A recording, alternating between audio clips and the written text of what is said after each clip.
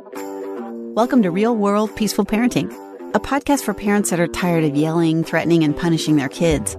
Join mom and master certified parent coach Lisa Smith as she gives you actionable, step-by-step strategies that'll help you transform your household from chaos to cooperation. Let's dive in.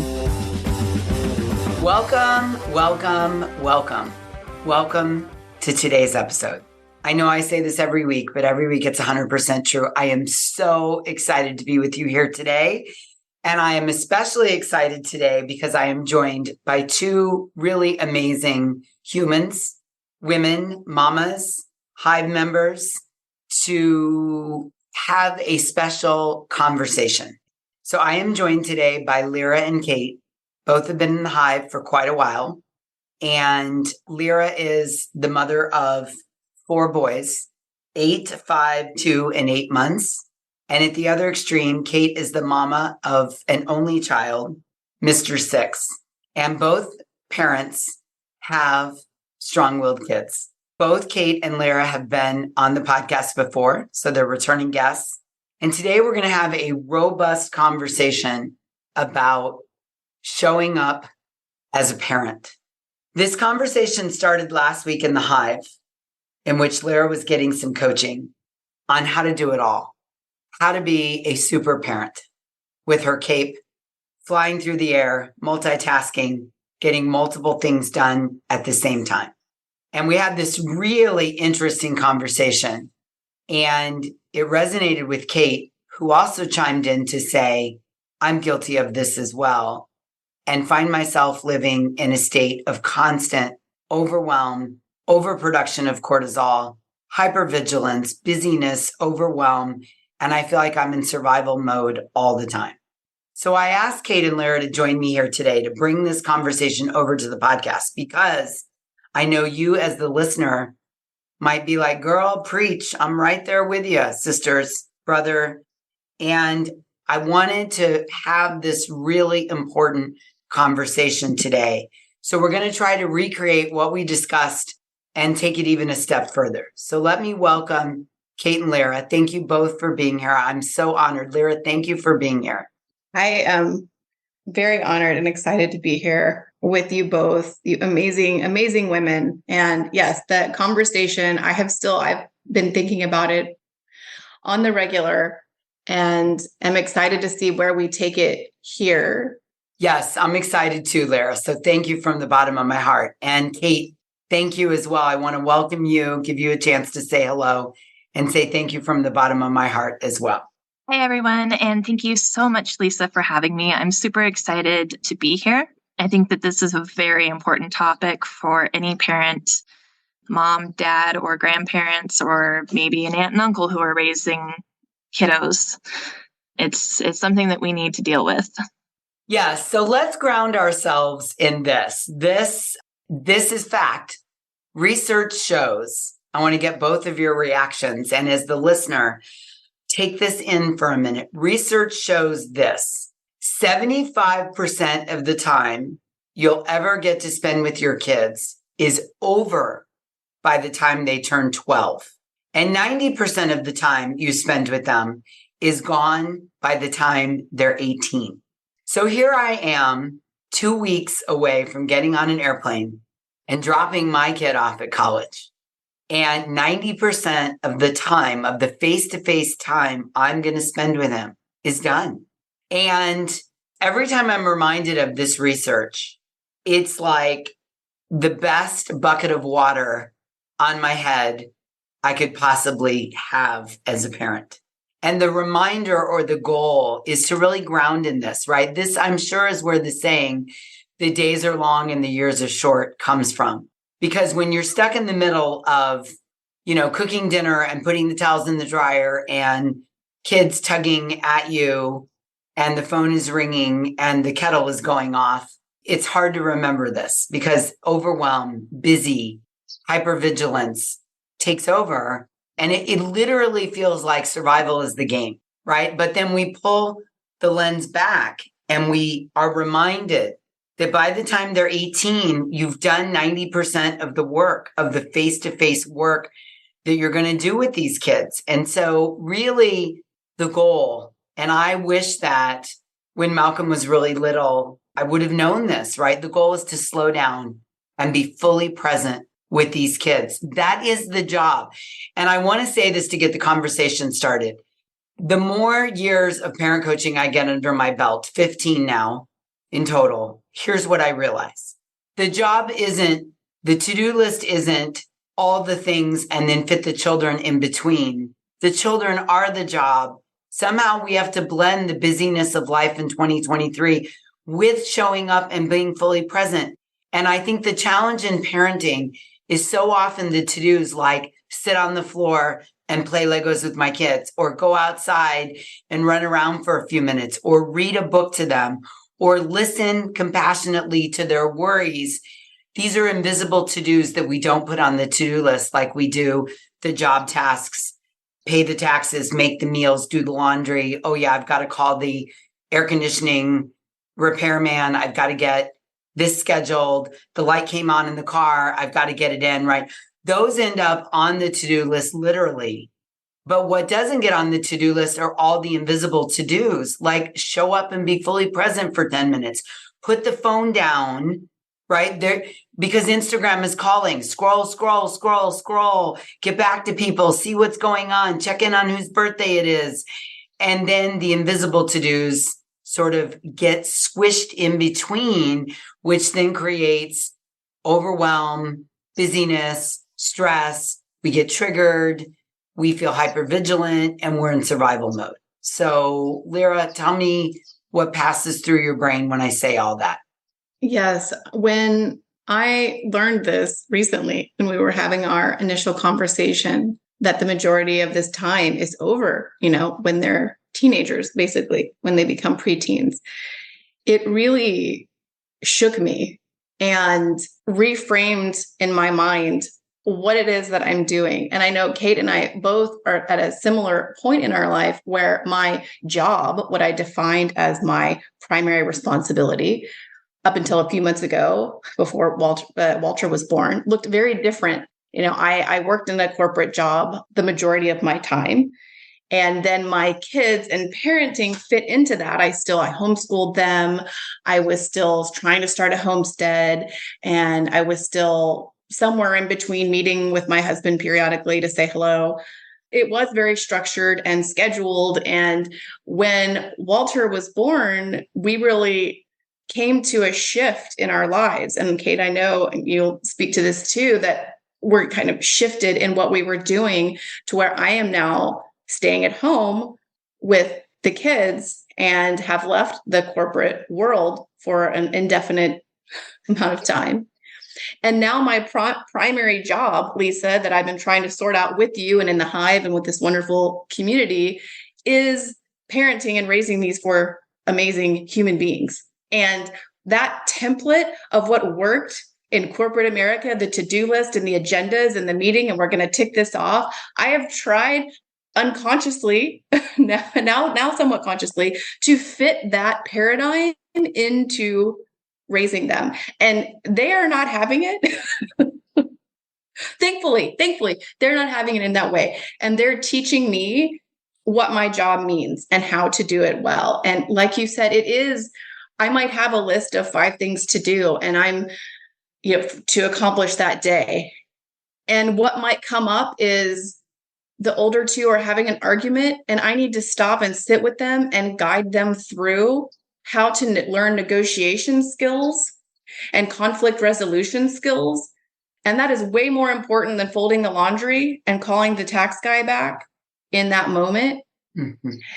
And I'm trying to learn how to feel successful in accomplishing that and not feeling like it's an interruption in what I was going to accomplish that day. That is what I need to accomplish today. And that is an amazing and magical, spiritual, wonderful gift to be able to do this with my sons and teach them how to be good humans fully present. So that has completely reshifted, and these conversations we're having has completely reshifted my focus and approach to what is my job and what does it mean to be successful in my job with these children. Yeah, what is my job? I heard show up, connect, slow down, be patient with the humans in front of me, help them resolve whatever's going on, look underneath the behavior to the needs, and really work on single tasking, fully present connection rather than the multitasking, check off the things on the to-do list. And it sounds like you're in this shift from the old way to the new way.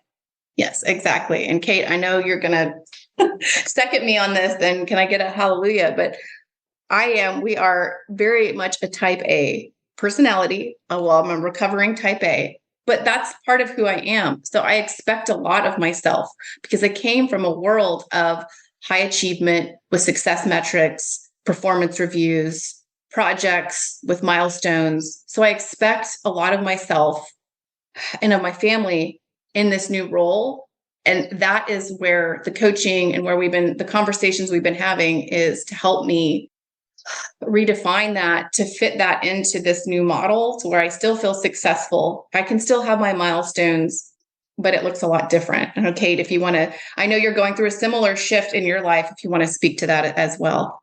Yeah, we too are trying to start a homestead. We moved here about 5 months ago. We're now in the state of Montana. We moved from Oregon, and I am trying to do it all. I'm trying to be super mom, super wife, and also be hyper active in our community. And I am dialing it back and I'm slowing down. I have an amazing child. And at 18, I do not want to look back and say I should have done ABC. I should have spent more time. I should have been more involved in his activities. And what a beautiful gift that I get to give my son by just slowing down and being the role model of not being perfect 100% of the time. One thing that I have done is to go through my kitchen, and I gave my kitchen a makeover. I took out all of the plates and all of the silverware, and I replaced it with paper plates and plastic silverware for right now, because that is what we need. We need the slowdown. I don't have time to stand in front of the sink washing a mountain of dishes. I want to be outside playing with my kiddo. I want to be going on adventures. We have the most beautiful part of the country here, and we're going to go experience it. I totally want to come visit. Oh, please do. My spare room is ready for you. I'm ready, it is girl. ready. Plane ticket bought. Yes. I love that. I love what both of you said. I've been taking notes. And, Kate, you're prioritizing showing up and being fully present with your son rather than doing dishes, folding laundry. And it's so beautiful, this journey that you're on, both of you, rewiring your brains on what success is. I mean, this is what we're talking about. We're redefining parenting success. We're moving away from it being, in Lyra's words, a corporate job of let's praise you for how many tasks you can check off today, right? Which the habit brain said, ooh, that feels good and successful. And for Kate, it was, let's see how much home tasks we can run through in a day, how many loads of dishes we can do. We're rewriting that into the primary expectation. The primary job is to just show up and connect, to slow down, in Kate's house, there's now paper plates. So the 10 minutes she would have spent doing the dishes can now be spent playing a game outside, connecting with her son, rather than fitting him in between the dishes. And this is what I see happening a lot. We are so busy in 2023 as parents, and we are busy. And I know some of you listening right now are going to be like, okay, that's great for Kate and Lyra, but listen, I'm a single parent. I got 5 kids. I got a mother living with me. I've worked 2 jobs. I hear you. I do hear you. I know, and I respect that in 2023, life is busy. The point of this podcast is to share with you 2 parents who've had an epiphany and have given themselves permission to slow down and to connect And honestly, to cut corners, to do a C- level work at some things so that an A+ work can be done in showing up and having patience and connecting and spending regulated time with your kid rather than being impatient, annoyed, short with them because you're so busy fitting them in between the tasks like perfectly folding clothes and washing dishes 4 times a day. Yeah? Yes, Definitely. exactly. And one of the, to add to that, I would say part of that is taking off the cape and popping the bubble, releasing the illusion of the super mom or the super dad or the super parent. That the idea that I should be able to do it all and do it all with a smile on my face, rested and fresh and looking my best and not have a breaking point is not a reasonable or achievable or desirable goal even. And that I can take that cape off and I can have those pauses in my day that I can focus on also achieving a balance within myself.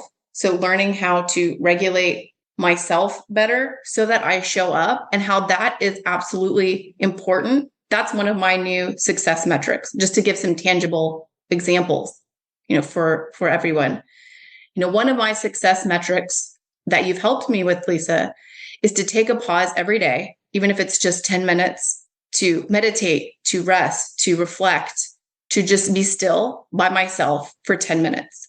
And when I do that, I am more present for my children and able to navigate those Lego wars, those battles, those hurt feelings. Totally. So yeah. Yeah, I think you hit the nail on the head.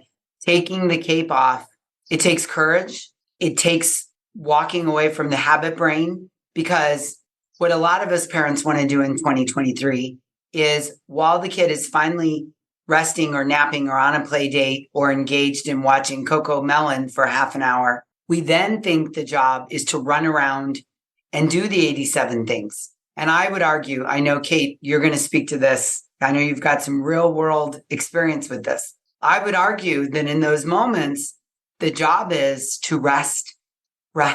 Again, another invisible to-do that many of us are conditioned not to think we're allowed or okay. And I'm going to make the argument as to why parents need to rest. All right, here's how this goes. And then we're going to hear Kate's real world input on this. Oftentimes inside the hive, we talk about how as parents, we want to be the calmest person in the room, right? Which is code for regulated, right?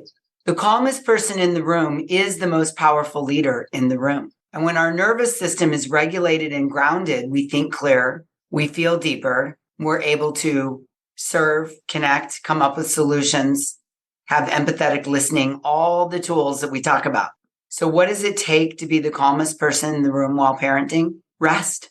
It takes rest. It is the antithesis of hypervigilance, overwhelm, and busyness. Rest gets you out of survival mode. It gets you out of fight or flight.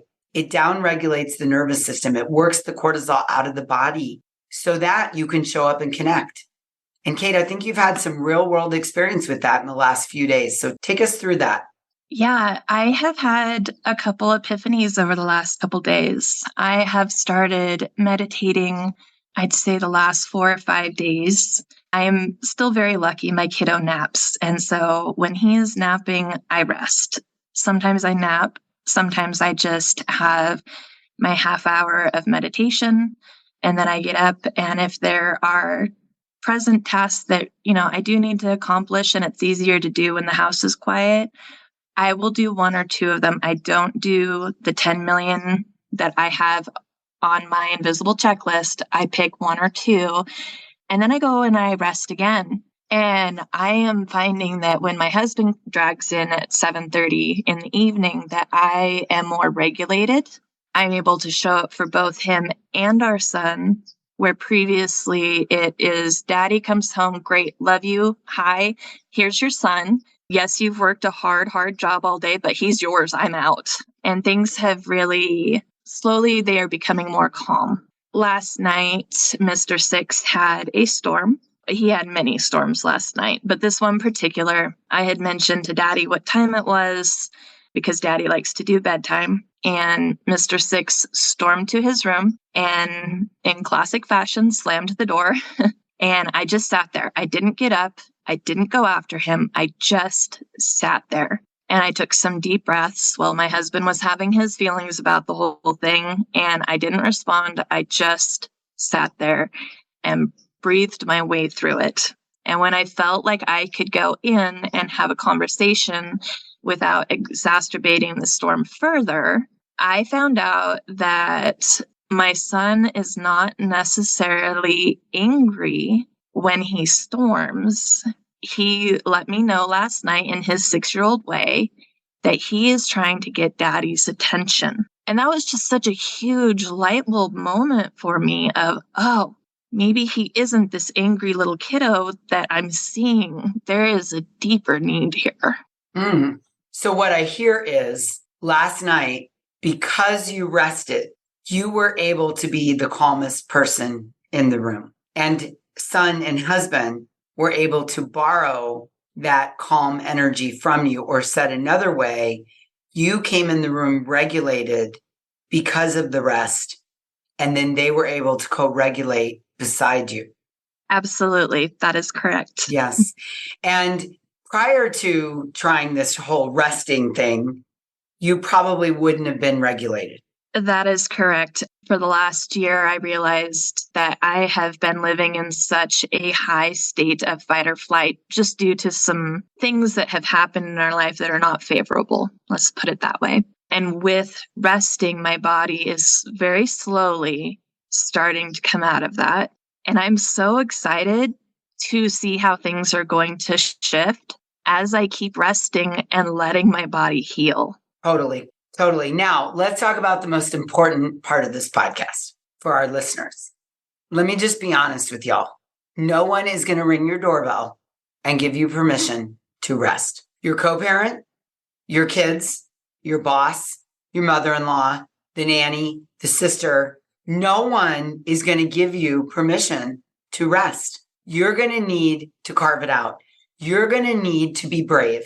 Because I know a lot of you right now listening to this are like, again, great for Lyra and Kate and you, Lisa, but you don't understand. Here's the thing. I do. I understand. Believe me, I do. I grew up in a home where busy was revered. Your worth was tied to your productivity. And I bought into that. So I spent years waking up on Saturday morning thinking that I had to instantly be productive. Because if you're productive, you're worth more.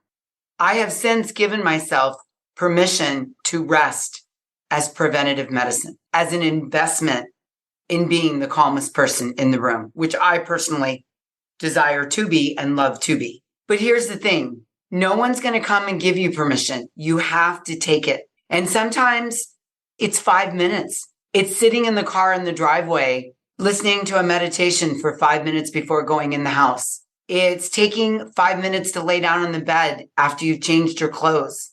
It's telling yourself that when your kid is napping, you rest. And resting might be meditating. It might be binge watching something. It's probably not scrolling on Instagram, let's be honest. But figure out what rest is to you and isn't. And whatever it is, do it. It might be listening to music. It might be dancing in the kitchen. It might be watching a comedian on YouTube. It might be walking out to the mailbox and reading your mail. It might be walking your dog. For me, it's sometimes laying on the couch and petting the cutest dog ever, Sir Bentley. And it's just looking in his eyes and seeing the love he has for me and petting his soft fur for like 3 minutes. But what I want you to hear is the example that Lyra and Kate offer today, the example of what's possible. They were both people who didn't believe in rest and didn't think it was possible because they were part of the high achieving club. Let's get things done. Let's be successful. Let's check things off. I'm worth more when I'm busy. I have to be in constant motion. You know, I think one of them said to me, Lisa, if I ever sat down and took a rest, I'd fall asleep for a month. That is a lie. That is not true. You are allowed to rest. In fact, it is the tool that will help you be the calmest person in the room.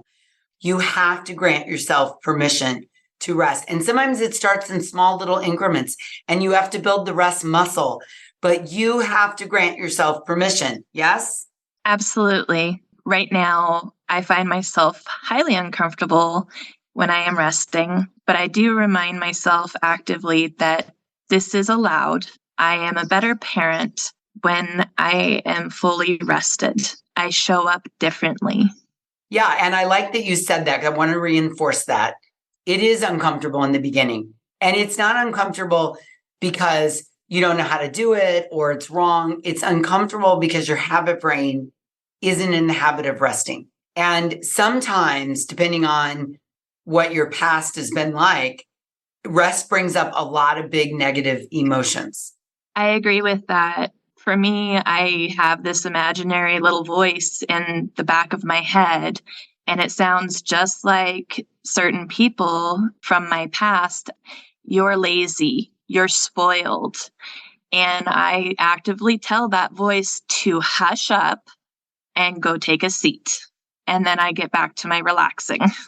Yes. And that's exactly what you have to do. In the beginning, you have to calm that voice, right? And you have to say, I hear you. I'm not lazy. This is how I'm going to be the calmest person in the room. If you desire to be the calmest person in the room, rest is required. It is the formula that equals being the calmest person in the room. 5-minute increments here and there, a little rest before stepping into a room. Kate, your example of resting yesterday was an investment in being able to show up last night when Mr. Six was storming and husband was getting triggered by it and about to storm alongside him.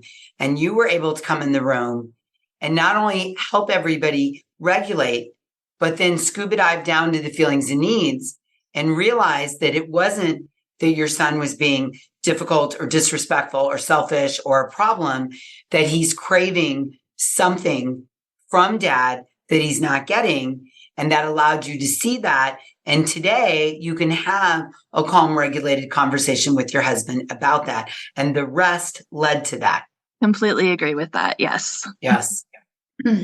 Yes. And it's kind of a cool thing that I can also have a similar story, Kate, with my oldest and most strong-willed also last night, where he was storming.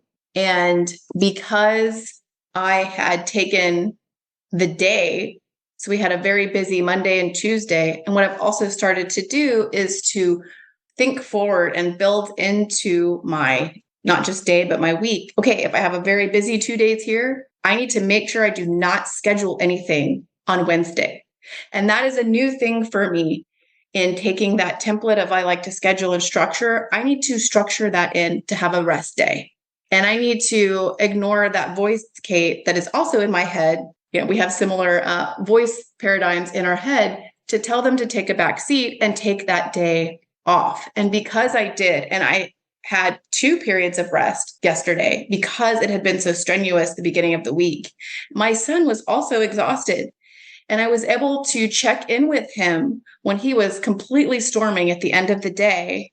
And instead of getting mad at him for not getting in the shower right away, for, flailing around and spazzing out, for screaming, for not eating his dinner this whole evening.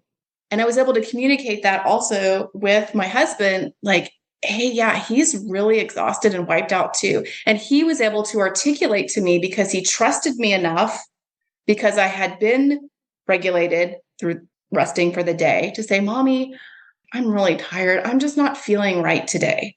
And it was so amazing that he's never really even done that before, that he had that self-awareness and that he felt comfortable with me while he was in the middle of his storm to say that. And I'm like, okay, I'll help you, buddy. I have enough in my tank because I took that time to help you get through the rest of this evening and to peacefully get to bed. And I did. So great. Both of your stories are a real testament to the investment of resting that leads to the goal of being the calmest person in the room. So well done. Well done.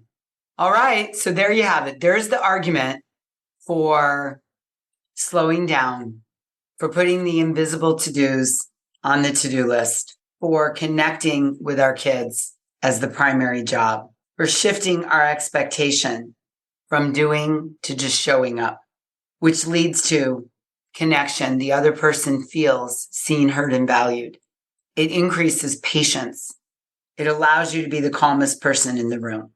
And I think the big takeaway from this episode, if Kate and Lyra's words really hit home with you, the homework assignment is to give yourself, you, yes, you, I'm talking to you, permission to rest, because that leads to being the calmest person in the room, being the regulated person. As the parent, you have to get regulated yourself before you come alongside your kid so that you can co-regulate with them. So thank you, Lyra. Thank you, Kate, for being here today. Thank you for sharing your insight, your transformation, and your success stories. I know everyone listening is very grateful that you're paying it forward and sharing. And again, as the listener, your homework assignment is to rest and show up. Put your kids at the top of the to-do list, right? 75% of the time you're going to spend with them is over by the time they're 12.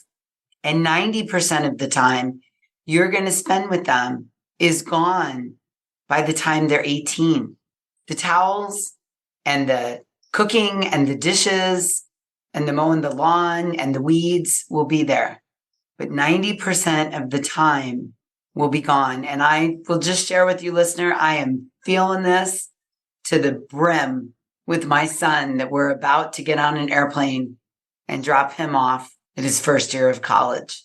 And, I can say that I feel really good about the way I showed up and the job I did as a parent. Isn't to say there aren't mistakes and storms around here because we're human, but I invested the time. And I want that for you too, listener. I don't want your kid to reach the 18th year and there be regrets. So slow down, prioritize, connect, and rest. All right. Until we meet again, I'm wishing you peaceful parenting. Thank you so much for listening today. I want to personally invite you to head over to thepeacefulparent.com/welcome and sign up for my free Peaceful Parenting mini course. You'll find everything you need to get started on the path to peaceful parenting just waiting for you over there at www.thepeacefulparent.com/welcome. Can't wait for you to get started. Thanks for listening to Real World Peaceful Parenting. If you want more info on how you can transform your parenting, visit thepeacefulparent.com. See you soon.